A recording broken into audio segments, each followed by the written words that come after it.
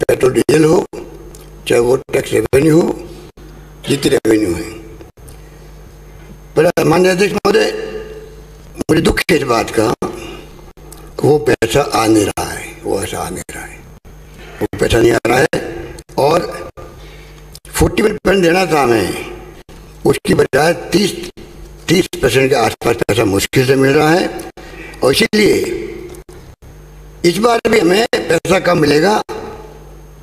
जो पैसा मिलना चाहिए था हमें 27,57,820 करोड़ की रेवेन्यू रिसीव्ड है टैक्स की, और 41% होता है 11,30,706 करोड़ राज्यों के लिए, और राजस्थान के साथ 6.026%, मतलब 68,136 करोड़ ये हमें मिलना ही था। इसमें ऐसा वाली बात नहीं है, चाहे सरकार यूपीए की हो या एनडीए की हो, कोई पार्टी की हो, ये देना ही पड़ेगा, क्योंकि ये फाइनेंस कमीशन की रिकमेंडेशन है।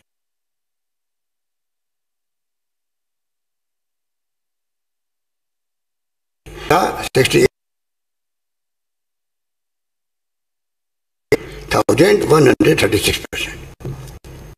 कितना रखा था अभी बजट में? 49,211 रखा, मतलब लगभग 19,000 करोड़ रुपये कम दे रहे हैं हमें। बताइए क्यों दे रहे हैं कम? वो जीएसटी टाइम में देते नहीं है। पिछली बार भी 15,000 करोड़ कम कर दिया, हमारा 15,000 करोड़ कम कर दिया। इस प्रकार से जो हालात है, बाकी तो कई शिकायतें हमारी और भी हो सकती है, पर जो हालात है उसमें जो 32% था पहले, फाइनेंस कमीशन 14 फाइनेंस कमीशन ने उल्टी उसको कर दिया 41% राज्यों के लिए। और मैंने शायद पहले भी कहा था, सारी हमारी योजना बदल दी। जो 90-10 थी या 80-20 थी या 60-40 थी, उसको मैं अब क्या गिनूँ, लंबी लिस्ट है मेरे पास में, वो तमाम अधिकांश घोषणाओं को 40-60 कर दिया, 50-50 कर दिया। उसके कारण से जो बड़ा था, बढ़ोतरी हुई थी, वो खत्म हो गई। ये मैं निवेदन करना चाहता हूँ आपसे। तो ये बाकी तो बहुत कुछ किया जब से गवर्नमेंट आई है एनडीए की, तब से हमारा जो प्लान थे, हमारे अनाउंसमेंट थे, रतलाम से डूंगरपुर वाया बांसवाड़ा की रेल लाइन का था, गंगापुर सरमुद्रा गंगापुर रेल लाइन का था वाया करौली, नसीराबाद से सवाई माधोपुर रेल लाइन का था, मेमो कोच फैक्ट्री अध्यक्ष महोदय आपने सैंक्शन की थी, शिलान्यास हो गया था भीलवाड़ा के अंदर, गायब हो गई। कई प्रस्ताव हमारे थे, उनका कोई सुनने वाले नहीं है, चर्चा भी नहीं होती उसकी। तो ये जो स्थितियाँ बनी हैं, मैं समझता हूँ कि उसमें, और फिर ऐसे ऐसे निर्णय कर रही है भारत सरकार, बैंकों में पैसा जमा करवा रही है।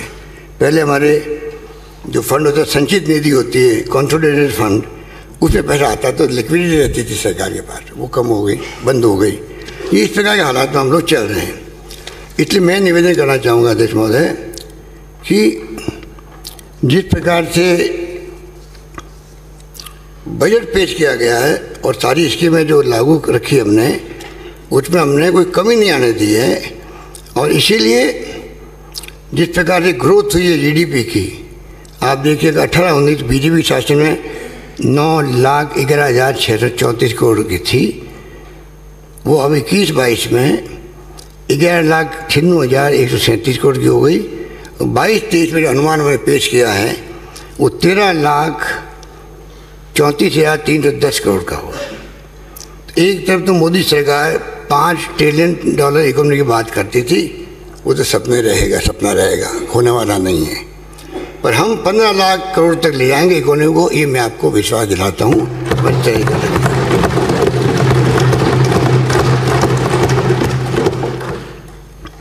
अध्यक्ष महोदय, हमारे चुरू से आने वाले उपनेता,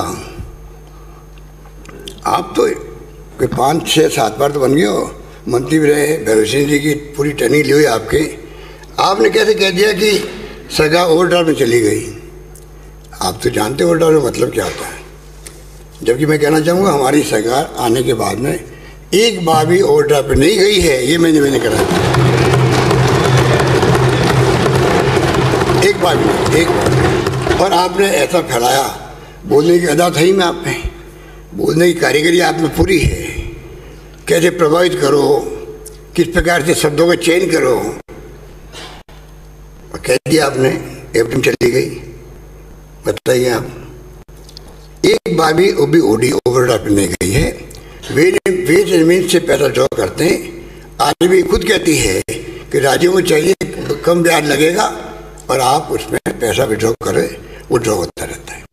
इसलिए मैं निवेदन करना चाहूँगा कि सरकार ने जो पेश किए हैं जितनी भी, वो तमाम हालात जो बने हुए हैं देश के अंदर, प्रदेश के अंदर, कोरोना के बावजूद भी जिस रूप में हमने कोई कमी नहीं रखी है काम करने के अंदर, आप सबका मैंने सहयोग लिया था, पक्ष विपक्ष का। आपको मैंने 21 घंटे मैंने वीडियो कॉन्फ्रेंसिंग करी है, 550 मैंने वीसी करी है, गवर्नेंस के लिए भी और कोरोना के लिए भी अधिकार प्रयास किया गया। इसमें राजनीति नहीं हो, जब जिंदगी और मौत का सवाल हो वहाँ राजनीति किस बात की हो। मानवीय दृष्टिकोण से हमने कोशिश की कि हम लोग सब मिलकर चलें, उसी कारण से आज पूरे देश के अंदर विदेश के अंदर भी राजस्थान का भीलवाड़ा मॉडल की चर्चा होती है। आज भी जो पैकेज हमने दिया है, सुप्रीम कोर्ट ने बाद में कहा 50,000 रुपये दो, उसके पहले मैंने पैकेज दे दिया औरतों बच्चों को 5 लाख रुपए, तो 18 साल पे 1 लाख रुपए तत्काल और 2,500 रुपये उनके लिए वजीफा प्रति माह। विधवाओं के लिए भी हमने 1 लाख भी दिया तत्काल और वजीफा दिया 1,500 रुपये का। इस प्रकार से हमने शानदार पैकेज दिया है, 50,000 रुपये का अलावा भी दिया है। इस प्रकार से अध्यक्ष महोदय हमने कोई कमी नहीं आने दे रहे हैं। अध्यक्ष महोदय, ये जो फिजिकल डेफिसिट की बात करते हैं, मैं शॉर्ट में अगर कहूँ तो इतना ही कह सकता हूँ कि इन सब पैरामीटर में भारत सरकार से अगर हम कंपेयर करें उनके पैरामीटर से, तो राजस्थान पीछे नहीं आगे है उनसे। मैं निवेदन करना चाहता हूँ आपको, जैसे आपके देखिए फिजिकल डेफिसिट का लक्ष्य 22-23 में जो रखा है वो तो लक्ष्य है 6.4 का रखा है, हमने 5.8 का रखा है। परंतु रेवेन्यू डेफिसिट जो है 20-21 के अंदर हमारा रहा है 4.34% और भारत सरकार का रहा है 7.3% रहा है। फिजिकल डेफिसिट हमारा 5.86, उनका रहा 9.2। रेवेन्यू डेफिसिट का लक्ष्य जो था 22-23 के अंदर 1.7, वो 3.8 जो इनका है उससे आधे से भी कम है। इस प्रकार से राजस्थान सरकार ने प्रयास किया है, कोरोना का बावजूद भी रेवेन्यू बढ़ी भी है। अब रेवेन्यू राज्यों के भी और केंद्र की बढ़ने लग गई देश के अंदर। ये शुभ संकेत है देश के अंदर, देश की इकोनॉमी के लिए शुभ संकेत है कि कम से कम हम जल्दी ही तीसरी लहर समाप्त होते होते ही हम गाड़ी पर पट्टी लाने में कामयाब हो रहे हैं और राज्यों की आर्थिक स्थिति, राज्यों की भी और केंद्र की भी आगे बढ़ती जा रही है। अध्यक्ष महोदय, ये जो अभी मोदी जी ने जो अनेक मदों में कमी की, उसमें भी ध्यान देना चाहूँगा। उन्होंने सब्सिडी कम कर दी। एक तरफ किसानों की बात हो रही थी, MSP खरीद में 5,000 रुपये कम कर दिए, फर्टिलाइजर सब्सिडी में 24.9% कमी कर दी, फसल बीमा योजना में बजट कटौती की है 3.1%, फूड सब्सिडी में कटौती की है 27.8%, पेट्रोलियम सब्सिडी में कटौती की है 10.8 की कमी की है, नरेगा के अंदर 25.5% की कमी की, मिड डे मील में कोई बढ़ोतरी नहीं करी। तो माननीय अध्यक्ष महोदय, ये जो स्थिति है कि भारत सरकार से जो हमें मदद मिलनी चाहिए वो हम अपेक्षा करते हैं कि चाहे वो ERCP की योजना हो, चाहे वो अन्य योजनाएं हो, हमें पूरी इमदाद मिले। जब मध्य प्रदेश यूपी की योजना अभी भी उन्होंने लागू की है, केन बेतवा नाम है, तो राजस्थान भी क्यों नहीं 16 बनी हुई है राष्ट्रीय योजनाएं, उसमें प्रधानमंत्री जी कह के गए जयपुर में अजमेर में, तो वो योजना राष्ट्रीय स्तर की लागू करने में दिक्कत क्या है। अभी 2 महीने पहले चुनाव आ रहे थे जब यूपी के, तो मध्य प्रदेश और यूपी की योजना है 40,000 करोड़ की, भारत सरकार ने स्वीकार कर ली। हम बार बार रिक्वेस्ट कर रहे हैं, योजना आपने बनाई है उसको हम पूरा करना चाहते हैं। 13 जिले की बहुत महत्वाकांक्षी योजना है, हमसे उसके ऊपर तक करने का मैं भी आपसे रिक्वेस्ट करूंगा नेता प्रतिपक्ष से और अध्यक्ष आपकी पार्टी के कि 25 MP दिए राजस्थान की जनता ने आपको, 25 MP दिए, कोई बोल नहीं रहा वहाँ पर ARCP के बारे में। मंत्री आपके मित्र हमारे जोधपुर से ही हैं, इस विभाग के, कोई चिंता ही नहीं उनको, तो कोई चिंता नहीं है। क्या वो ये नहीं कह सकते प्रधानमंत्री जी को कि राजस्थान का मामला है, 16 योजनाएं पहले से परियोजनाएं बनी हुई राष्ट्रीय स्तर की, इसमें हमें दिक्कत क्या आ रही है? क्या प्रधानमंत्री उनकी बात नहीं सुनेंगे? और कहे नहीं तो क्या होगा? तो मैं समझता हूँ कि इसको हमें सीरियस लेना चाहिए कि राजस्थान का जो हित है उसमें पक्ष और विपक्ष मिलकर हम केंद्र सरकार पर कैसे दबाव डालें जिससे कि हमें उसका लाभ मिल सके। अभी हमने क्या किया है, मैंने पहले घोषणा भी करी थी कि हम इसको देरी से और कीमतें बढ़ जाएगी। जैसे मैंने कहा, आप पिछली बार थे नहीं उसके अंदर, मैंने कहा कि जो लगभग 37,000 करोड़ की योजना थी रिफाइनरी की, आपकी पिछली सरकार ने उसको रोक दिया। हिंदुस्तान पेट्रोलियम भारत सरकार का निर्माता था, उन्होंने परवाह नहीं करी, इस कारण से वो योजना डिले हो गया। आज वो 37,000 करोड़ योजना 40 होते तो 70,000 करोड़ बनने जा रही, 70,000 करोड़ बनने जा रही। बताइए आप, इसका जिम्मेदार कौन है? इसका जिम्मेदार आप लोग हो, आपकी पार्टी के लोग हैं जिन योजना को रोका। 26 में भागीदारी क्यों? पानी हमारा, बिजली हमारी, पानी हमारा, तेल हमारा, और भागीदारी 26% ही। बार बार कह रहा हूँ, भागीदारी होती नहीं राज्य सरकारों की। हमें तो SBI कैपिटल्स जो कंपनी है SBI की, स्टेट बैंक ऑफ इंडिया की, उसने उनके कहने पर हमें लेनी पड़ी 26% भागीदारी। अब वो 26 में अभी भी है, अब 70,000 करोड़ की पता नहीं वो कब पूरी होगी। ये स्थिति है। हमने क्या किया ARCP के लिए, अभी मैंने रखा बजट के अंदर 9,600 करोड़ रुपये रखा मैंने। अगर भारत सरकार डिले करती है, हम डिले करेंगे, वो भी फिर 40,000 करोड़ आज है, वो बढ़ते बढ़ते पता नहीं कितने कहाँ चली जाएगी। 13 जिले में सिंचाई 2 लाख हेक्टर में है, पीने का पानी मिलेगा। JJM की योजना तो बन गई, तो सोर्स नहीं हो तो पानी कैसे पहुँचेगा गाँव के अंदर, घर के अंदर कैसे पहुँचेगा पानी? ये मैं निवेदन करना चाहता हूँ। बाकी अध्यक्ष महोदय, ये बार बार आप कहते तो कर्जा माफी नहीं हुआ क्या, एक पब्लिक में भी यहाँ भी, तो फिर कर्जा माफी पे 22 लाख लोग धन्यवाद क्यों दे रहे हैं? तो ऑनलाइन है, कोई देख सकता है कि 22 लाख लोग कौन कौन है। वो 14,000 करोड़ में 6,000 करोड़ तो आपके फर्स्ट का बाकी था, वो मैं चुकाया साथ में। ये तो आंकड़े हैं, लिमिट रखी नहीं हमने। 9 लाख तक चुके, टॉप का कोई आदमी है उसके 9 लाख रुपये माफ हुए हैं। अब 2 लाख की लिमिट हमने रखी, आपने पहले 50,000 किया, फिर 2 लाख तक आ रहे थे, सरकार चली गई आपकी, हमने उसको निभाया है। बार बार बोलते रहते हो लोन माफ नहीं किया, 1 2 3 4, अरे राहुल गांधी ने कहा है तो उसी 3 दिन के अंदर लोन माफ हुए राजस्थान के अंदर। में कहना चाहता हूँ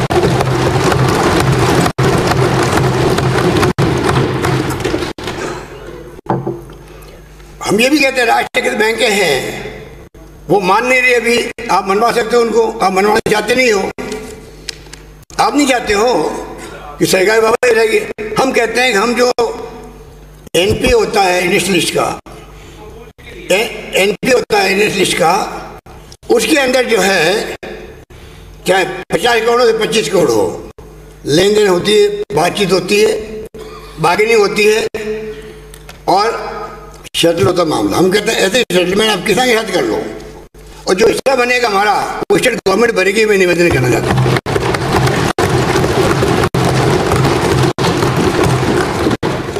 इसलिए BJP के पार्लियामेंट के अंदर भी जब सवाल पूछा गया मेंबर पार्लियामेंट से, तो जवाब क्या दिया मालूम आपको? केंद्र सरकार का किसान कर्ज माफी का कोई विचार नहीं। ठीक है, किसान कर्ज माफी से डिफॉल्टर किसानों को प्रोत्साहन मिलता है, जिससे किसान जानबूझकर कर्ज नहीं चुकाते हैं। इससे किसान बार बार कर्ज माफी की मांग कर सकते हैं। ऐसी मांग को खारिज करना मुश्किल होता है, ये आपके पार्लियामेंट में वो मंत्री जी ने जवाब दिया है। तो आपकी नीति नहीं है। यूपीए गवर्नमेंट में बहुत 1000 करोड़ के कर्ज माफ किए थे डॉक्टर मनमोहन सिंह जी ने, बड़े इकोनॉमिस्ट है वो, वर्ड के माने हुए। अगर वो कर सकते हैं माफ, तो मोदी जी के पास तो इकोनॉमिक एडवाइजर भी है, वो डॉक्टर मनमोहन सिंह जी बात कर सकते हैं। एक प्राइम मिनिस्टर पूर्व प्राइम मिनिस्टर बात करने में क्या दिक्कत है? पूछ सकते हैं कैसे माफ करें, आपने कैसे माफ किया? वो बात तो कहीं नहीं, जानबूझ के आप घबराए रहते हो, पता नहीं अगली बार क्या होगा। इसलिए आप क्या कर रहे हो, बार बार ऐसे ऐसे मुद्दे उठाते हुए कोई तर्क नहीं है, कोई तथ्य नहीं है, उठा रहे हैं। कर्ज माफी नहीं कर राजस्थान में, राहुल गांधी क्या के चले गए। छत्तीसगढ़ हो या मध्य प्रदेश हो, राजस्थान से वादा निभाया है, ये आपके ध्यान रहना चाहिए। अध्यक्ष महोदय, कहने को बहुत सारी बातें हैं, क्योंकि हमने घोषणा इतनी सारी करी है कि उस पर बोले तो कम है, पर क्योंकि सुझाव जो आए हैं उनको तो हम पूरा करने का प्रयास करेंगे। और ये निवेदन करना चाहूँगा कि हमने योजना को 9000 करोड़ में रखे हैं, प्रोविजन रखे हैं। तो नवनेरा में बांध बन रहा है, उसको इसरदा भी आएगा और बिचलपुर भी आएगा, आगे दौसा हो, माधोपुर हो या तेरह झील जो भी हैं, ये जयपुर भी आता है, उसमें अजमेर भी आता है, टोंक भी आता है, करौली भी आता है, और आपका नागपुर भी आता है, भरतपुर भी आता है, अलवर भी आता है। बड़ी योजना है। प्लीज प्लीज प्लीज, कहाँ देख रहे हो नेता प्रतिपक्ष, उधर मुझे को भेज भी देखो कि कृपया करके आप इसके लिए लीड लो। ERCP को राष्ट्रीय परियोजना घोषित करवाने के लिए आप लीड लो, तो हमारा काम हो जाएगा। आपकी बात का वजन है, आपकी पार्टी में, समाज में आपका मान सम्मान भी है, क्योंकि आप बड़े क्या कहते दिल से बोलते हो, दिल से बोलते हो, दिल से बोलते। कैलाश मेघवाल आपने पता नहीं इनको क्या गुट्टी पिला दी है। कोई आपका मैंने पेपर पढ़ा, कोई पत्र आया था अखबार के अंदर कुछ, पर मेरा मानना है कि अगर विपक्ष के साथी, हम चलने के लिए साथ तैयार है आपके, आप टाइम लीजिए PM से, हम चलेंगे, जॉइंट रिक्वेस्ट करेंगे ERCP को राष्ट्रीय परियोजना घोषित करो। मैं उम्मीद करता हूँ कि अगर ये जो मैं आपको रिक्वेस्ट कर रहा हूँ, ये अप्रोच हमारी होगी, तो अवश्य ये परियोजना राष्ट्रीय परियोजना घोषित।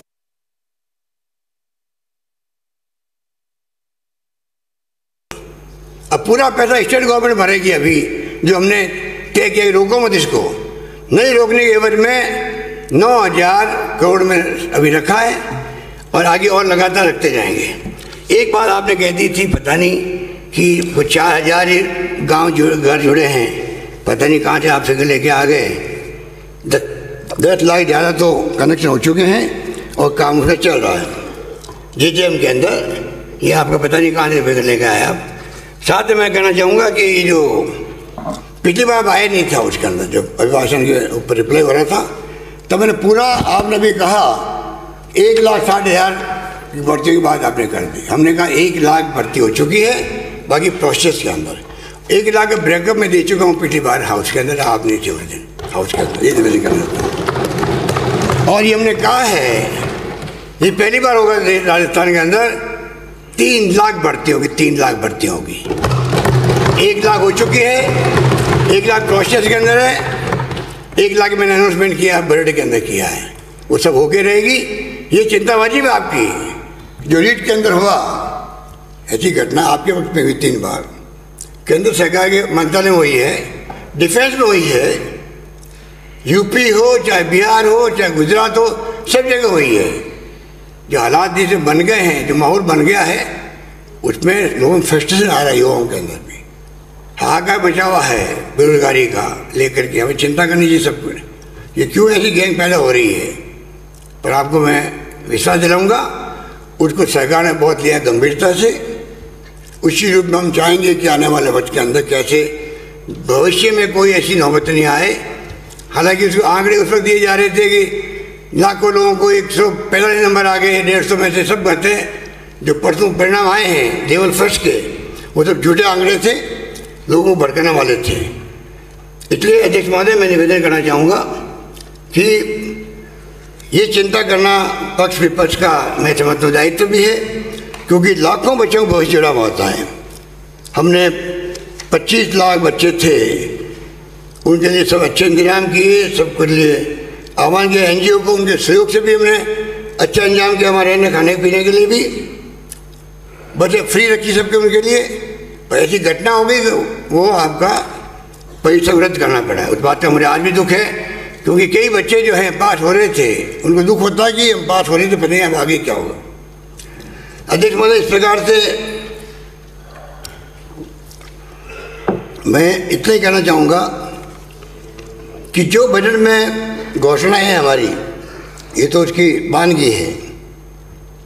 क्या वो चेंज योजना हो, मैं मांग करूँगा केंद्र से भारत सरकार को भी 10 लाख का बीमा करना चाहिए। नंबर 1, हमने अस्पतालों में कैशलेस इलाज शुरू कर दिया है, कर देंगे। उसके लिए मैं कहना चाहूँगा आपको कि कैशलेस इलाज होना IPD OPD बहुत बड़ी बात है, कुछ पैसा लगेगा ही नहीं सरकारी अस्पतालों के अंदर। वो हमने घोषणा की है। ये तमाम योजना जो हैं ये भारत सरकार को भी आगे आना चाहिए। इंदिरा गांधी शहरी रोजगार गारंटी योजना, आप उसकी चिंता कर रहे थे कैसे लागू होगी, लागू होगी, ये भी लागू होगी। मैं चाहूँगा केंद्र सरकार भी इसको अपनाए। नाम दूसरा रख ले, कोई दिक्कत तो नहीं है। इंदिरा जी के नाम तो क्या रखेंगे, आप जानते हो मोदी जी को, मोदी जी हैं। 70 साल में क्या हुआ, कांग्रेस को हम लोग कांग्रेस मुक्त भारत कर देंगे। कांग्रेस कभी मुक्त होगी नहीं, कहने वाले मुक्त हो सकते हैं, कांग्रेस तो रहेगी यह देश का। मनरेगा में 25 दिन का हमने बढ़ाया है, केंद्र सरकार को चाहिए वो बढ़ाए 50 दिन का। पुरानी पेंशन योजना देखिए चर्चा पूरे देश के अंदर है। ये आप जरा भावुक आदमी को समझना चाहिए, तो बहुत ही सेंटिमेंट मामला है, ये मानवीय दृष्टिकोण का मामला है। मैंने एक आर्टिकल लिखा था, आप पढ़ा होगा शायद, सब तो नहीं पढ़ते, कोई कोई पढ़ता ही है, जो मैंने बताया किस प्रकार से ह्यूमन राइट कमीशन कह रहा है विचार करो आप इस पे। आर्मी को पहली बाहर रखा हुआ था इससे योजना से, आर्मी एयरफोर्स सब को, नेवी को, उनको बाहर क्यों रखा हुआ था। जुडिशियल कमीशन है, वो रिकमेंड कर रहा है कि हम जुडिशियल इसको लागू नहीं करेंगे। तो ह्यूमन राइट कमीशन कह रहा है, जुडिशियल कमीशन ये कह रहा है, और CNSG जिसने इतने ऑब्जेक्शन लगाए हैं 17 महीने 15 महीने में, जो 17 साल में जो जिस प्रकार योजना चली, कोई नियम बनाए नहीं, कायदे नहीं है, पूरा पैसा जमा होगा म्यूचुअल फंड के अंदर, शेयर मार्केट के अंदर। 30-40 साल बाद में किसने देखा उसका शेयर मार्केट क्या होगा। उनको जो पैसा मिलेगा रिटायरमेंट पे कर्मचारी को, उस वक्त में जो किटी जमा हुई है और उन्होंने आगे जमा करवाया है। अध्यक्ष महोदय, अब आप बताइए कि म्यूचुअल फंड क्या है, ऊपर नीचे उतर रहता है, और साथ में वही स्थिति है कि जो आपका शेयर मार्केट है, उतार चढ़ाव आते रहते हैं। इतना लोगों में अविश्वास, या कहना चाहिए कि चिंता थी, लोगों को चिंता सता रही थी कि हमारा क्या होगा, रिटायरमेंट में क्या होगा। और पुरानी पेंशन तो सबको मालूम है कि वो तो उससे ही देश का 70 साल तक विकास हुआ है, पुरानी पेंशन से ही। तो वो प्रयोग तो आपके सामने है, पुरानी पेंशन चल रही थी, आज यहाँ तक देश पहुँचा है। अचानक ही पता नहीं क्या कारण रहे होंगे। हालांकि मैंने लिखा है बजट की डॉक्यूमेंट में भी, हो सकता है कि कर्जा क्या भार बहुत बढ़ रहा था फाइनेंशियली, इसलिए क्या होगा, वाजपेयी गवर्नमेंट में ये योजना लागू की गई थी।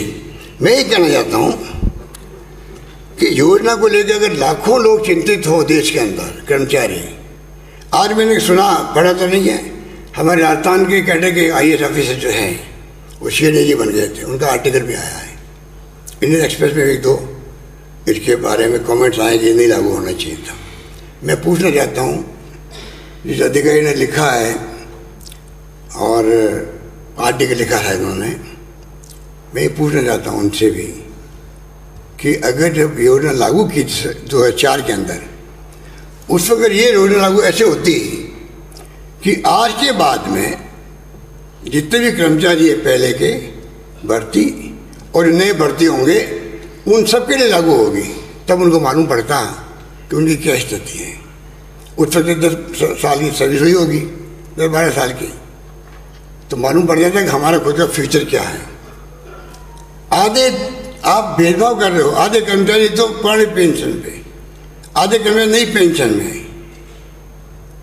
क्या भीतरी हुई सोच नहीं सकता था।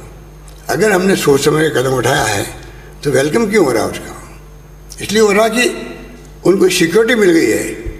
38 में किसी कौन कहाँ रहेगा, अगर ये हम चिंता करेंगे तो फिर कोई फैसला नहीं कर पाएंगे।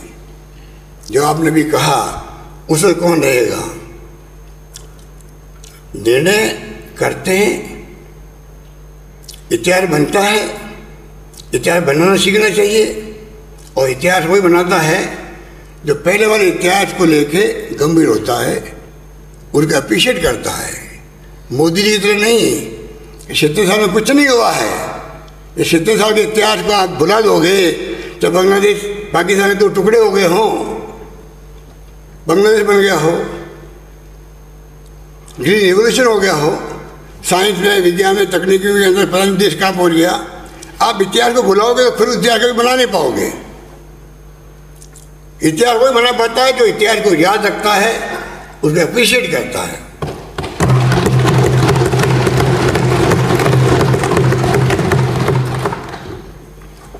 अध्यक्ष महोदय, मैं उम्मीद करता हूं कि माननीय सदस्यों ने जो पहले मांगे मुझसे की थी, काफ़ी मैंने उनको बजट में लेने का प्रयास किया। मैं कुछ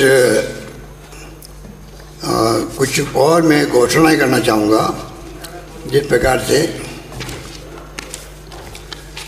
अध्यक्ष महोदय, मैंने 23 फरवरी को बजट प्रस्तुत बजट ने सभी वंचित वर्गों को संबल प्रदान करने के साथ साथ प्रदेश की चौमुखी विकास की राह प्रशस्त की है। इस पर प्रदेश के साथ साथ संपूर्ण देश से सकारात्मक प्रतिक्रिया प्राप्त हो रही है, किंतु हमें अपेक्षा के अनुरूप केंद्र सरकार का सपोर्ट प्राप्त नहीं हो रहा। मैं माननीय सदस्यों को ध्यान कुछ ऐसे मुद्दों पर की ओर आकर्षित करना चाहूँगा। केंद्र सरकार ने 14 फाइनेंस कमीशन, जिसका मैंने आपको जिक्र कर दिया, मैं इसको नहीं पढ़ूंगा, कि आपको मैं बता दिया किस प्रकार से 32% 40% पे जो रिकमेंडेशन की गई थी वो बराबर कर दी गई CSS के अंदर हिस्सा बढ़ा करके। इसी प्रकार बेसिक एक्साइज ड्यूटी जो है उसका हिस्सा मिलता है राज्यों को, वो तो कर दिया कम, और एडिशनल स्पेशल एक्साइज ड्यूटी बढ़ा दी जिसमें हिस्सा राज्यों को नहीं मिलता है। इसी प्रकार से मैंने बताया आपको 15,000 करोड़ पिछली बार और 19,000 करोड़ रुपये इस बार कम किए जा रहे हैं, मैंने आपको ब्रीफ किया। दूसरा मेरी ये भी मांग है अध्यक्ष महोदय भारत सरकार से, मैं चाहूँगा उसका सपोर्ट मिले, सब लोग कहें इसको, कि GST कंपनसेशन जो है 2022 तक है, कि राज्य आगे आए कहने के लिए इसको 5 साल और बढ़ाना चाहिए, तब जाके राज्यों की स्थिति ठीक हो पाएगी।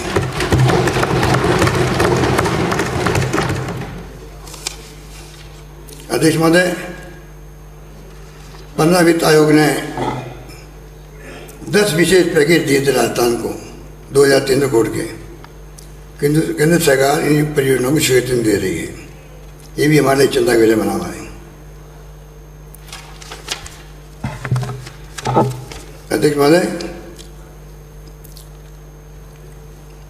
मैं माननीय नेता प्रतिपक्ष विपक्ष के सभी माननीय सदस्यों से आग्रह करूंगा कि वे तथा प्रदेश के सभी 25 सांसद हमारे साथ मिलकर केंद्र से ऐसे बिंदुओं पर आवश्यक सहयोग दिलाने का प्रयास करें। मैंने आपको निवेदन भी किया है, उसमें सब पॉइंट आ जाएंगे जो हमने रख छोड़े इसके अंदर।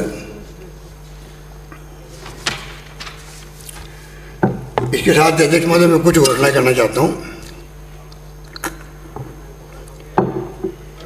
राज्य के प्रत्येक जिले में मेडिकल कॉलेज स्थापित करने को हमने अपना लक्ष्य बनाया। एक बात मैं क्लियर कर दूँ नेता प्रतिपक्ष महोदय, आप बार बार कहते हो कि वर्तमान सरकार ने मेडिकल कॉलेज दे दी, आपको जानकारी होनी चाहिए। योजना बन गई थी यूपीए गवर्नमेंट वक्त में, उस वक्त सरकार हमारी थी यहाँ पर, तब बन गई थी। 6 कॉलेज 7 कॉलेज सैंक्शन हो गए थे। एक कॉलेज चुरा के ले गए हमारे नेता उपनेता शायद सीकर का ले गए चूरू में, क्योंकि हेल्थ मिनिस्टर खुद बन गए थे। तो उस वक्त से ये योजना बन चुकी थी। आप ये मत कहो कि भारत सरकार अब बना के मेडिकल कॉलेज दे रही है, राजस्थान को दे रही है, बात गलत बात है। अब ये 14 जिले में तो कॉलेज संचालित है और गंगानगर, शिरोई, चित्तौड़ और धौलपुर में जल्दी शुरू हो जाएंगे कॉलेज। चिकित्सा सेवाओं के विस्तार व आधारभूत ढांचे को मजबूत करने की दृष्टि से बीबीपुर, केड़ा, छोटा, निमलाई, भादरा, हनुमानगढ़ में नवीन उप स्वास्थ्य केंद्र खोले जाएंगे।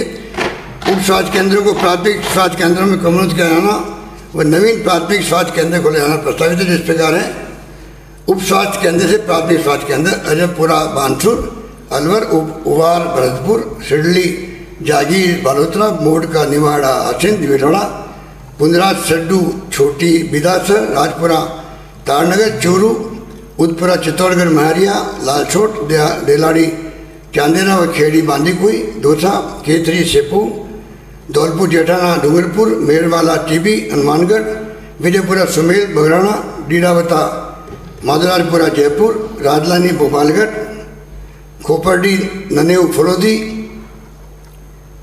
जोधपुर, बलवाड़ा, बालवाड़ा, सायला, देता, खुर्द, जालोर, खेड़ी, चोड़ा भीम, करौली, मकाना, नागौर, फुलाद, मावर जंक्शन, जीवन कला, रानी, पाली, उमरगढ़, छापावाली, सादुल शहर, श्रीगंगानगर।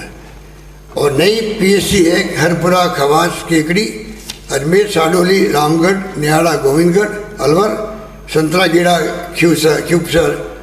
खीपसर, बायतू, मांगता, सोवाला, गुड़ामालानी, बाड़मेर, रामसिंहपुर, पालकी नगर, घाटोली, तिराया, रूपा, भरतपुर, जालूपुरा, बिलाड़ा, जोधपुर, दौलतपुरा, डीडवाना, डेनाड़ा, शिवसर, चुड़ियास, डेगाना, गुलर, परमेश्वर, नागौर, दुरासनी, सोजत, पाली, शारोट, अजीतगढ़, भीम, राजसमंद, छाण, खंडार, सवाईमाधोपुर, पाटिया, नया गांव, उदयपुर, जारगा, बछेड़ी, जोधपुर, चीकली, 84, डूंगरपुर तथा पथाना, बुहाना, सोनासर, मजीसर, वाहिदपुरा, मंडावा, कागजा, खीतड़ी, झुंझुनू, साथ ही बही, टोंक, काला खो, सिकराय, दौसा व खिरिया, केकड़ी, अजमेर में नवीन शहरी प्राथमिक स्वास्थ्य केंद्र खोले जाएंगे।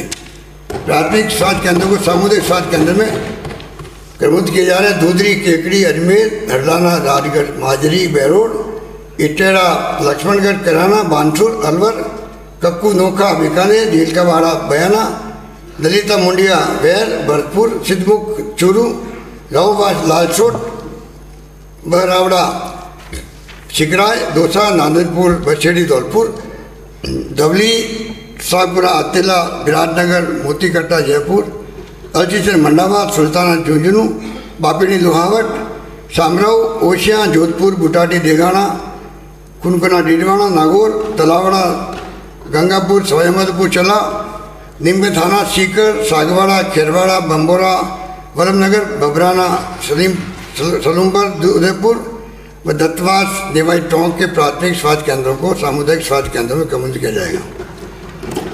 साथ ही नावा, नागौर में सामुदायिक स्वास्थ्य केंद्र के भवन का निर्माण किया जाएगा। इसके अतिरिक्त सामुदायिक स्वास्थ्य केंद्र लोहावट, जोधपुर में मातृ व शिशु रोग कल्याण केंद्र शुरू किया जाएगा। अटरू, बाड़ा, डेगाड़ा, नागौर व नौहर, हनुमानगढ़ के सामुदायिक स्वास्थ्य केंद्र को उप जिला अस्पताल में क्रमबद्ध किया जाएंगे। जयपुर में के मोती डूंगरी रोड स्थित मोबाइल सर्जिकल यूनिट को सैटेलाइट अस्पताल के रूप में विकसित किया जाएगा। निवाड़ा, चित्तौड़गढ़ उप जिला अस्पताल को जिला अस्पताल में क्रमबद्ध किया जाएगा। बचरारा, राजनांदगढ़, चूरू, बावड़ी, खुर्द, फलोदी, जोधपुर में आयुर्वेद औषधालय खोले जाएंगे। माननीय अध्यक्ष महोदय, शिक्षा और खेल के अंदर इंग्लिश मीडियम स्कूलों में प्री प्राइमरी बाल वाटिकाएँ आरंभ करना प्रस्तावित है। आगामी वर्ष प्रथम चरण में 1000 विद्यालय में प्री प्राइमरी बाल वाटिकाएँ आरंभ की जाएगी। इसमें एनटीटी कोर्सेज किए हुए अभ्यर्थियों को प्राथमिकता दी जाएगी। इस पर 50 करोड़ रुपये वार्षिक खर्च होंगे। विद्यालय में विद्यार्थियों के सर्वांगीण व्यक्तित्व विकास की दृष्टि से APJ Abdul Kalam personality development programme प्रारंभ किया जाएगा। इसके अंतर्गत शिक्षा की दृष्टि से मेधावी विभिन्न सह शैक्षणिक गतिविधियाँ यथा डिबेट, ऐसे कंपटीशन, साहित्यिक गतिविधियाँ और सांस्कृतिक लोक कलाओं में सर्वश्रेष्ठ प्रदर्शन करने वाले 1000 विद्यार्थियों का चयन कर उन्हें देश के अन्य राज्यों में एक्सपोजर विजिट कराई जाएगी तथा एक्सचेंज प्रोग्राम में भेजा जाएगा। प्रदेश में निजी शिक्षण संस्थाओं और कोचिंग केंद्रों की गुणवत्ता सुनिश्चित करते हुए उन्हीं समस्याओं का समुचित समाधान करने की दृष्टि प्राइवेट एजुकेशन इंस्टीट्यूट रेगुलेशन एवं फैसिलिटेशन बोर्ड का गठन किया जाना प्रस्तावित है। प्रदेश में नए राजकीय महाविद्यालय खोले जाएंगे जो इस प्रकार है: टाटोडी केकड़ी अजमेर, टहला थानागढ़ी अलवर, पुंगल खाजूवाला बीकानेर, चौरासी रामसागर डूंगरपुर, पावटा जयपुर, साकड़ा पोकरण, रामगढ़ जैसलमेर, कालिंद्री शिरुई, हिंदूमल कोट श्री गंगानगर, बचुंडला प्रतापगढ़, मंडरा सपोटा करौली, नेचवा लक्ष्मणगढ़, सीकर चौथ का बसवाड़ा सवाईमाधोपुर, साथ ही दूदू जयपुर, खिमसर, नागौर प्रतापगढ़ अलवर, बड़ागुड़ा सूरत, पाली, फतेहपुर श्री माधोपुर सीकर में राजकीय कन्या महाविद्यालय खोले जाएंगे। राजकीय कन्या महाविद्यालय शिरोई व नागौर तथा राजकीय महाविद्यालय उनियरा श्री डूंगरगढ़ बीकानेर को स्नातक रूप से स्नातक यूजी से पीजी में क्रमोन्नत किया जाएगा। साथ ही राजकीय महाविद्यालय जामडोली जयपुर में करने के लिए 10 करोड़ रुपये व्यय किए जाएंगे। प्रदेश के महाविद्यालय में विभिन्न संकाय नए विषय प्रारंभ किए जाएंगे जिस प्रकार राजकीय महिला महाविद्यालय बस्सी जयपुर, देवगढ़, राजसमंद व तिजारा दलवन में विज्ञान संकाय, राजकीय महाविद्यालय बस्सी जयपुर में वाणिज्य संकाय, राजकीय महाविद्यालय तिजारा अलवर में कला संकाय, राजकीय कन्या महाविद्यालय किशन पॉल जयपुर में इतिहास, राजनीति शास्त्र, विज्ञान, वाणिज्य व अर्थशास्त्र विषय, राजकीय स्नातकोत्तर महाविद्यालय बाड़मेर में पीजी स्तर पर बॉटनी विषय मिलेंगे। राजकीय तकनीकी व उच्च शिक्षण संस्थाओं में शिक्षा की गुणवत्ता बनाए रखने एवं बढ़ाने की दृष्टि से मैं आगामी वर्ष में Rajasthan higher technical education quality improvement scheme लागू करना प्रस्तावित करता हूँ। इसमें 15 करोड़ रुपये का व्यय होगा। साथ ही विभिन्न विश्वविद्यालय द्वारा शैक्षिक उन्नयन की परियोजनाएं प्रस्तुत करने पर उन पर भी विचार कर स्वीकृति दी जाएगी। इस हेतु 50 करोड़ रुपये का प्रावधान किया जाएगा। खमनोर, राजसमंद, मारडल, बेरोड, अलवर, कामावैर, भरतपुर, बगरू, जयपुर व बनियाड़ा, पोखरण, फतेहगढ़, जैसलमेर में ITI खोली जाएगी। बायतू, बाड़मेर, गुड़ा, उदयपुर, वाटी, मंडावा, झुंझुनू एवं किशनगढ़, बास, तिजारा, अलवर में खेल स्टेडियम स्थापित किए जाएंगे। साथ ही रतनगढ़, चूरू के खेल स्टेडियम में इंडोर स्टेडियम सहित अन्य आधारभूत सुविधाएं विकसित की जाएगी। परिवहन गत वर्ष इस वर्ष के प्रारंभिक महीनों में कोविड महामारी के चलते टूर ऑपरेटर्स को हानि हुई है। अतः Indian Association of Tour Operators IATO तथा Rajasthan Association of Tour Operators RATO से मान्यता प्राप्त टूर ऑपरेटर्स द्वारा संचालित वातानुकूलित लग्जरी बसों को 1 अक्टूबर 21 से 31 मार्च 22 तक मासिक मोटर वहन कर में पूर्ण छूट दिए जाने की मैं घोषणा करता हूँ। वर्ष 21-22 में मैंने ई व्हीकल के संचालन को प्रोत्साहन देने के लिए 31 मार्च 2022 तक ऐसे वाहनों के क्रेताओं को 2 पहिया एवं 3 पहिया वाहनों पर बैटरी क्षमता अनुसार क्रमशः 5 से 10 हज़ार तथा 10 से 20 हज़ार रुपये तक का एक मुश्त अनुदान दिए जाने की घोषणा की थी। अब SGST पुनर्भरण तथा एक मुश्त अनुदान की तिथि 31 मार्च 23 तक बढ़ाने का मैं प्रस्तावित करता हूँ। टैक्सी, मैक्सी, कैब के गैर परिवहन यानों के रूप में असाइनमेंट होने पर अतिरिक्त कर नहीं लगाया जाएगा। बेगू चित्तौड़गढ़ में नवीन उप परिवहन कार्यालय खोला जाएगा। युवाओं को रोजगार के अवसरों में वृद्धि करने के लिए राज्य सरकार एवं निजी क्षेत्र में के संयुक्त सहयोग से रियायती मूल्य पर राज्य में आगामी वर्ष में 3,300 लघु वाणिज्यिक वाहन उपलब्ध कराया जा रहा प्रस्तावित है। इस पर लगभग 20 करोड़ रुपये खर्च होंगे। हमने महात्मा गांधी नरेगा योजना के अंतर्गत 21-22 में सहरिया कथोड़ी जनजाति राज्य के विशेष योग्यजन श्रमिकों को भी आर्थिक संबल प्रदान करने की दृष्टि से 100 दिवस के स्थान पर 200 दिवस का रोजगार उपलब्ध कराया गया था। इसकी निरंतरता में आगामी वर्ष में भी इन्हें 200 दिवस का रोजगार दिया जाएगा। हमारे द्वारा देश विदेश में रहने वाले प्रवासी राजस्थानियों को पुनः अपने प्रदेश की मिट्टी से जुड़ने के लिए राजस्थान फाउंडेशन के माध्यम से प्रेरित किया गया है। प्रवासी राजस्थानियों द्वारा राज्य को प्रत्येक क्षेत्र में दिए जा रहे अमूल्य योगदान में की दृष्टि से विश्व के प्रमुख देशों में चरणबद्ध रूप से राजस्थान फाउंडेशन के चैप्टर शुरू किए जाएंगे। आगामी वर्ष राजस्थान फाउंडेशन के कार्य को बढ़ाने के लिए 10 करोड़ रुपये व्यय किए जाएंगे। होशियार जोधपुर में औद्योगिक क्षेत्र विकसित किया जाएगा। प्रदेश में असंगठित क्षेत्र के मजदूरों, कामगारों, रेहड़ी व ठेले वालों तथा परंपरागत व्यवसाय से जुड़े कारीगरों की दक्षता विकास एवं समग्र कल्याण हेतु लेबर वेलफेयर बोर्ड का गठन किया जाना प्रस्तावित है। इंदिरा आवास योजना के अंतर्गत किसी भी दानदाता द्वारा यदि निःशुल्क अथवा सस्ती दर पर अपने स्वयं के खर्चे पर गरीबों हेतु खाने की व्यवस्था की जाती है तो सरकार द्वारा भोजनालयों के संचालन के लिए बिजली पानी सहित निःशुल्क भवन उपलब्ध कराए जाएंगे। राज्य में स्वयं सहायता समूह के विस्तार एवं उनके सदस्यों की आय में वृद्धि किए जाने की दृष्टि से 50,000 नवीन स्वयं सहायता समूह का गठन कर लगभग 5,50,000 ग्रामीण महिलाओं को लाभान्वित किया जाएगा। रिवॉल्विंग फंड व कम्युनिटी इन्वेस्टमेंट फंड के रूप में 300 करोड़ रुपये तथा बैंकों से ऋण के रूप में 600 करोड़ रुपये की व्यवस्था की जाएगी। सवाईमाधोपुर, जैसलमेर, बाड़मेर, बीकानेर, जोधपुर, दौसा जिलों में ग्रामीण हाट एवं सुविधा केंद्रों की स्थापना की जाएगी। तिवरी, ओसियां, जोधपुर, नाथद्वारा, राजसमंद व सवाईमाधोपुर में अनुसूचित जनजाति बालक छात्रावास, बनियाना, पोखरण, जैसलमेर, शेरवा, बाड़मेर में अम्बेडकर छात्रावास, बेगू, चित्तौड़गढ़ में देवनारायण बालक छात्रावास, धौलपुर में अल्पसंख्यक बालक छात्रावास, अवेका बार रामचंद्र, बाड़मेर में अल्पसंख्यक बालिका आवासीय विद्यालय खोले जाएंगे। राज्य के समस्त राजकीय अनुदानित आवासीय विद्यालयों एवं छात्रावासों में अध्ययनरत विद्यार्थियों के साथ ही वृद्ध आश्रम, बेघर व्यक्तियों के गृह आदि में महज भत्ते की राशि को एक समान करते हुए 2,500 रुपये प्रति विद्यार्थी प्रतिमाह के आने प्रस्तावित है। साथ ही में राजकीय छात्रावासों में मेस व्यवस्था के विस्तार एवं सुधार हेतु आधुनिक उपकरण, डाइनिंग टेबल, कुर्सी आदि के लिए 100 करोड़ रुपये की राशि उपलब्ध कराया जाना प्रस्तावित करता हूँ। जन सहभागिता योजना के तहत राज्य की वक्त संपत्तियों के संरक्षण और विकास हेतु 10 करोड़ रुपये का प्रावधान किया जाएगा। आधारभूत संरचना में वर्ष 22-23 का बजट प्रस्तुत करते समय मैंने प्रत्येक विधानसभा क्षेत्र के लिए 7 करोड़ रुपये की नॉन पेचेबल क्षतिग्रस्त तथा 3 करोड़ रुपये की मिसिंग लिंक स्वीकृति की घोषणा की थी। माननीय सदस्य द्वारा दिए गए फीडबैक के आधार पर अब मैं इसे संशोधित करते हुए प्रत्येक विधानसभा क्षेत्र के लिए 10 करोड़ रुपये की नॉन पेचेबल सड़कें अथवा मिसिंग लिंक स्वीकृत करना प्रस्तावित करता हूँ।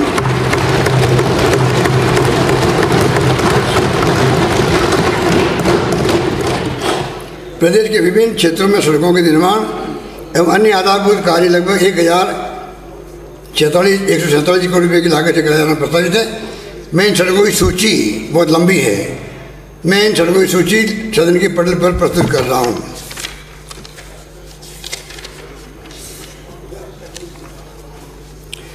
प्रदेश के विभिन्न शहरों में बाईपास सड़क पर बीच निर्माण कार्य हेतु DPR बनाए गए जाना है प्रस्तावित। ये कार्य है मंडारी लालसोट दौसा बाईपास, डी कुमेर में बाईपास का निर्माण, गुड़ा से जयपुर वाया किशोरी, शिगला, तिबारा, झीरी, आंधी, रामगढ़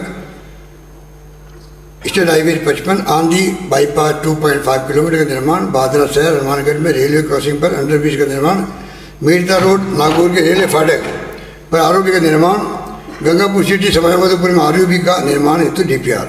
प्रदेश के विभिन्न शहरों में ड्रेनेज, जीर्णोद्धार एवं सौंदर्यीकरण संबंधी विभिन्न विकास कार्य कराए जाना प्रस्तावित है। इस प्रकार है कपिल सरोवर कोलाहट के जीर्णोद्धार सौंदर्यीकरण के कार्यों के साथ साथ इंदिरा गांधी नहर परियोजना से जल उपलब्ध कराने का कार्य हाथ में लिया जाएगा। इस पर 20 करोड़ रुपये होंगे। सवाईमाधोपुर शहर में कोतवाली के पास से राजबाग लटिया नाले के एक तरफ सुरक्षा दीवार मय सीसी सड़क निर्माण के साथ पार्क में वॉकिंग ट्रैक का निर्माण किया जाएगा। साथ ही हमीर सर्कल का सौंदर्यीकरण किया जाएगा। इस पर 45 करोड़ रुपये होंगे। हिंडोली बूंदी की राम सागर झील का सौंदर्यीकरण करते हुए साइकिल ट्रैक पार्क का निर्माण किया जाएगा। इस हेतु 15 करोड़ रुपये खर्च किए जाएंगे। जोधपुर में क्रीड़ा संगम केंद्र, गौशाला मैदान परिसर में वाकपथ एवं परिसर का 13 करोड़ 88 लाख रुपये की लागत से जीर्णोद्धार कार्य करवाया जाएगा। बाड़मेर नगर परिषद क्षेत्र में शिविर कार्य कराए जाएंगे। बेगू, चित्तौड़गढ़, सुजानगढ़, चूरू, मकाना, डीडवाना, नागौर तथा मुकुंदगढ़ जुन्नू में बारिश व गंदे पानी की निकासी और ड्रेनेज सिस्टम हेतु DPR बनाई जाएगी। आमजन को पेयजल उपलब्ध कराने हेतु विभिन्न पेयजल योजनाओं के कार्य कराए जाएंगे। जो ये लिस्ट बहुत लंबी है, इसलिए मैं इसको परियोजना की सूची सदन के पटल पर प्रस्तुत कर रहा हूँ।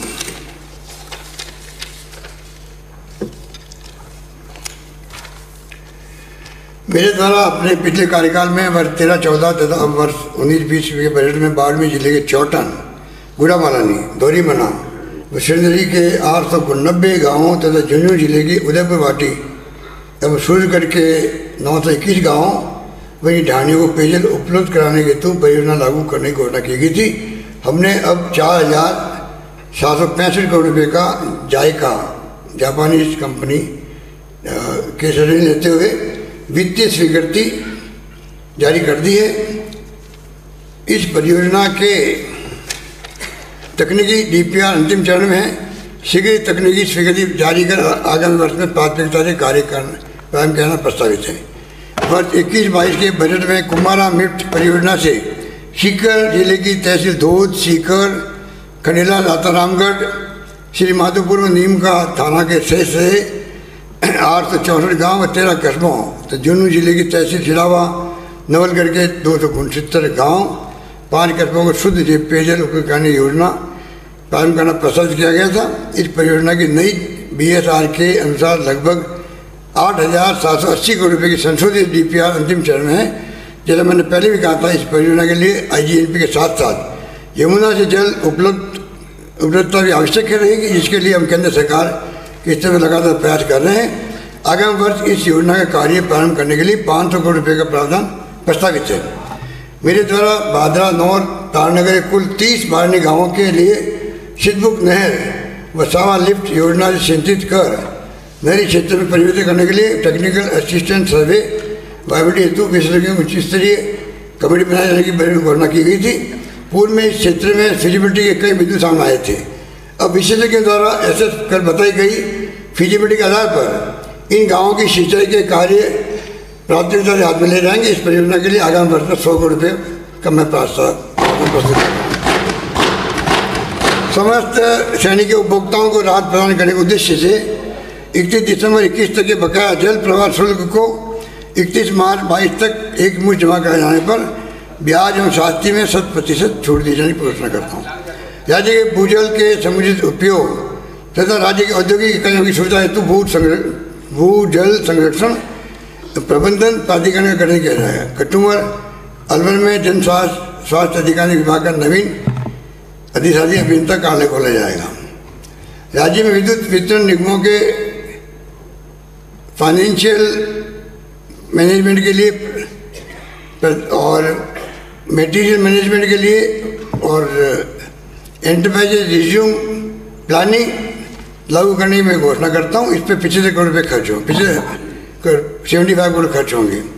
ऊर्जा की बढ़ती मांग को ध्यान में रखते हुए राज्य में वितरण प्रणाली के सुदृढ़ीकरण किए जाने हेतु शिव बाड़मेर में 220 kV GSS स्थापित किया जाएगा। फुलवारा, भरतपुर, मुकाम, नोखा, दामोलाई, खाजूवाला, बीकानेर में 132 kV GSS स्थापित किए जाएंगे। शैतली, पिपराली, रामगढ़, सिली बावड़ी, धानागढ़ी, सुरेर, राजगढ़, नलवर और सालरिया, रानी, पाली में 33 kV GSS स्थापित किए जाएंगे। हथोर, जयपुर, गढ़रा रोड, शिव, आडेल, गुड़ामलानी, बाड़मेर में सहायक अभियंता विद्युत व सिकरा, दौसा में अधिशासी अभियंता के कार्यालय खोले जाएंगे। राज्य में इको टूरिज्म को बढ़ावा देने के लिए लगभग 2-2 करोड़ रुपए की लागत से प्रत्येक जिले में वन क्षेत्रों तथा समीप के क्षेत्र को सम्मिलित करते हुए एक इको टूरिज्म लव कुश वाटिका विकसित करने की मैं प्रस्ताव करता हूँ। इसमें इस कार्य की सूची में सदन के पटल पर रखता हूँ। वर्ष 21-22 के बजट में सीवरेज सुविधा से वंचित 50 शहरों में faecal sleaze treatment plant FSTP स्थापित किए जाने की घोषणा की गई थी, जिन पर तीव्र गति से कार्य प्रगतिरत है। इसी क्रम में आगामी वर्ष 600 करोड़ रुपये की लागत से 68 शहरों में FSTP स्थापना संबंधित कार्य किए जाएंगे, जो सूची में सदन के पटल पर रख रहा हूँ।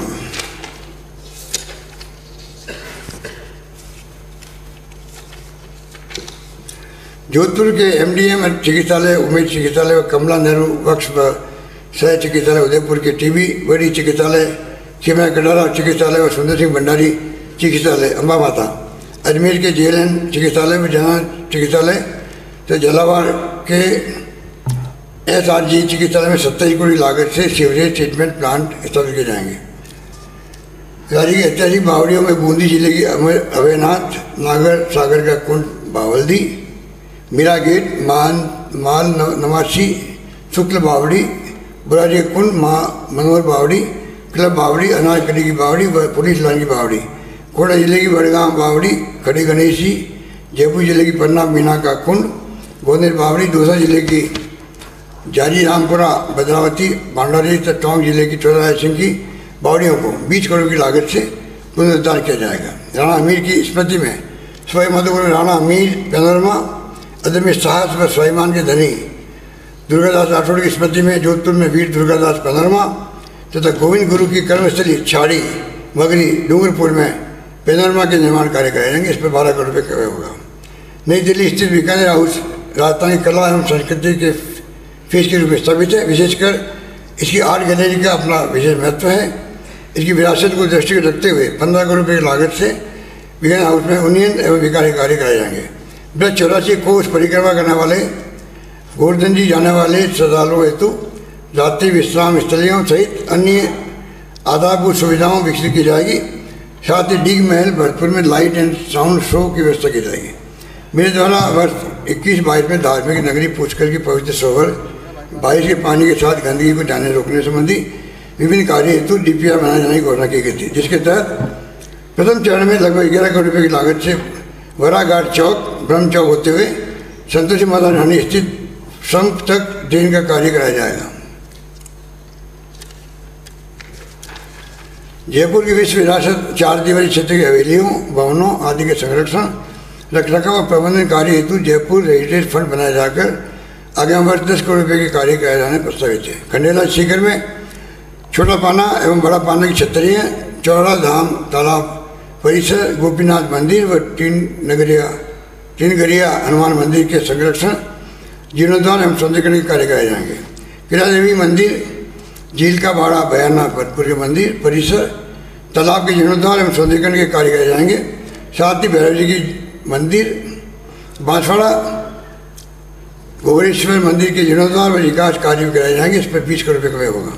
विज्ञान को नाइट स्काई एस्ट्रो टूरिज्म के माध्यम से आम जन से जोड़ने एवं इसके प्रचार हेतु राज्य के समस्त जिलों एवं जयपुर में प्रमुख 4 पर्यटक स्थलों पार्कों एवं विज्ञान हाउस नई दिल्ली में उच्च स्तरीय रिजोल्यूशन के टेलीस्कोप स्थापित किए जाएंगे।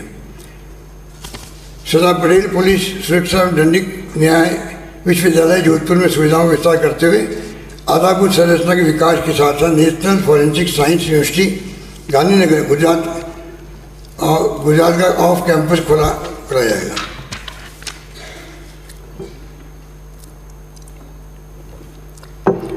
प्रदेश की कानून व्यवस्था को और अधिक सुदृढ़ करने के लिए केला देवी सपोटा करौली व विराटनगर जयपुर में पुलिस उप अधीक्षक कार्यालय खोले जाएंगे। बगड़ तिराया रामगढ़, अलवर जसोल पचपदरा बाड़मेर शिरुई सदर शिरुई अलजिसर मंडावा मेहाड़ा खेतड़ी झुंझुनू माधवराजपुरा चाकसू जयपुर मामचारी सपोटरा करौली एवं नाचिरदा देवली टोंक में नवीन पुलिस थाने खोले जाएंगे। टीमेड़ा बड़ा कुशलगढ़ बांसवाड़ा पीर परबसर नागौर छाण खंडार सवाई माधोपुर मिथोद पिपलदा कोटा व सेवरबाड़ी धौलपुर में नवीन पुलिस चौकी खोली जाएगी।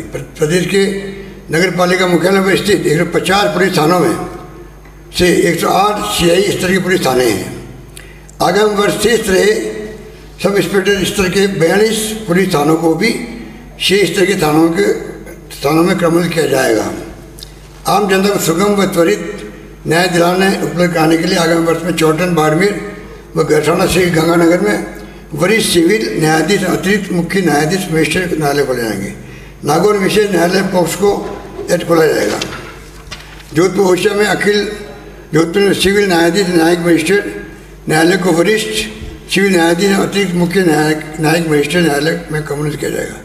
सीकर में NI एक्ट न्यायालय खोला जाएगा। धोद सीकर मठुदा अजमेर पीपलू टोंक सरमत्रा धौलपुर बिलाड़ा जोधपुर व सलूम्बर उदयपुर में सिविल न्यायाधीश एवं न्यायिक मजिस्ट्रेट न्यायालय को ले जाएंगे। आज प्रदेश में आम जन को ई-मित्र के माध्यम से घर के नज़दीक 500 से अधिक सेवाएं उपलब्ध कराई जा रही है। हम इसमें विस्तार करते हुए निजी क्षेत्र की लगभग 200 अन्य जन उपयोगी सेवाएं तथा ई-कॉमर्स, ई-शिक्षा, कृषि क्षेत्र, चिकित्सा परामर्श आदि भी ई-मित्र के माध्यम से उपलब्ध कराई जाएगी। 1 जनवरी 20 से 30 जून 21 तक की अवधि में सेवानिवृत्त हुए राजकीय कर्मचारियों को सेवानिवृत्ति पर दे ग्रेच्युटी एवं अवकाशों के बदले नगद भुगतान की गणना उनके सेवानिवृत्ति के समय महंगे भत्ते की प्रभावी दर से किया जाना प्रस्तावित करता हूँ। इस पर लगभग 400 करोड़ रुपये वित्तीय भरा है। ब्रिटिश सरकार ने 5 अक्टूबर 18 को आदेश जारी कर कर्मचारियों द्वारा की गई हड़ताल की अवधि को असाधारण अवकाश के रूप में स्वीकृत कर उक्त अवधि को क्वालिफाइंग सर्विस हेतु अमान्य करने का निर्णय लिया था। अब मैं कार्मिक हितों को ध्यान में रखते हुए ऐसी स्वीकृत असाधारण अवकाश की अवधि को क्वालिफाइंग सर्विस के रूप में मान्यता दिया जाना पसंद करता हूँ। महाविद्यालय विश्वविद्यालयों के शिक्षकों के कैरियर एडवांस स्कीम CS के अंतर्गत नकद लाभ उनकी स्क्रीनिंग की तिथि से दे था। इन संस्थानों के शिक्षकों की मांग को देखते हुए 1 जनवरी 18 एवं इसके पश्चात दे CAS पदोन्नति के लाभ पात्रता की तिथि से नकद दिया जाना प्रस्तावित है। प्रदेश में प्रशासनिक इकाइयों के विस्तार एवं सुदृढ़ करने हेतु देचू लोहार जोधपुर जॉबने जयपुर नवीन उपखंड कार्यालय खोले जाएंगे। फागी जयपुर में राजस्व अपील अधिकारी कैंप कोर्ट न्यायालय खोला जाएगा। निजरना लालसोट दौसा देह जायल नागो तलावड़ा गंगापुर सिटी बरनाला बामनवास सवाईमाधोपुर धोध पाटन नीम का थाना सीकर जलारा उदयपुर उप तहसील को तहसील में क्रमोन्नत किया जाएगा। मिर्जापुर अंता बारा पांचू नोखा दत्तौर खाजूवाला जसासर नोखा बीकानेर सोहाना टोकरवाड़ भीलवाड़ा हमीरवास बड़ा राजगढ़ चूरू पिलानी झुंझुनू व धुआकला देवली चौक में उप तहसील खोली जाएगी। मुझे माननीय सदस्यों जनप्रतिनिधियों एवं जन सामान्य से समय पर नए जिले बनाने के संबंध में ज्ञापन प्राप्त होते रहे हैं। ऐसे मांग पत्रों के साथ साथ गुण अवगुण के आधार पर आवश्यकता का आंकलन कर नए जिलों के लिए 6 माह में अभिशंसा हेतु एक इस तरीके गठन करना प्रस्तावित करता हूँ। प्रदेश में अमीरगढ़ भीलवाड़ा रानीवाड़ा जालोर मनोरपुर जयपुर बालेसर जोधपुर गुड़ा उदयपुर वाडी झुंझुनू शेमारी खेरवाड़ा उदयपुर को नगर पालिका बनाया जाएगा। साथ ही पोखंड जैसलमेर नगर पालिका चतुर्थ श्रेणी से तृतीय श्रेणी के में क्रमोन्नत किया जाना प्रस्तावित है। इसके अतिरिक्त को बनाया जाएगा। राज्य के विभिन्न सेवा समूहों यथा police constable head constable jail प्रहरी होमगार्ड के आरक्षी नर्सिंग स्टाफ आबकारी विभाग के कार्मिकों आदि को दे मेज भत्ते की राशि में 1 अप्रैल 22 से 10% की वृद्धि की जाएगी। प्रदेश में 2 वर्षों में कोविड-19 के कारण राजस्थान राज्य सहकारी निर्वाचन प्राधिकरण द्वारा अनेक निर्वाचन योग्य सहकारी समितियों की चुनाव नहीं कराए जा सके। आगामी वर्ष में ऐसे सभी निर्वाचन योग्य सहकारी समितियों में चरणबद्ध रूप से चुनाव कराए जाएंगे।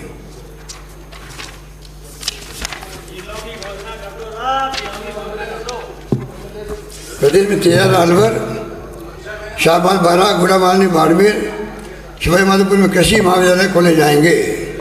साथ ही जॉबनेर जयपुर कुशलगढ़ बांसवाड़ा डूंगरगढ़ बीकानेर में सहायक निदेशक कृषि विस्तार के कार्यालय खोले जाएंगे।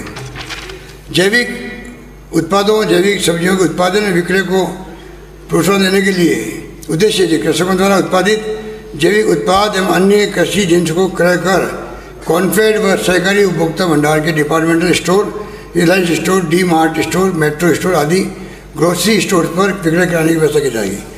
खरपतवार वृद्धि की रोकथाम एवं फसलों की कतारों के बीच मृदा की नमी को बनाए रखने के लिए 10,000 हेक्टेयर क्षेत्र में प्लास्टिक मल्चिंग लगाई जाएगी।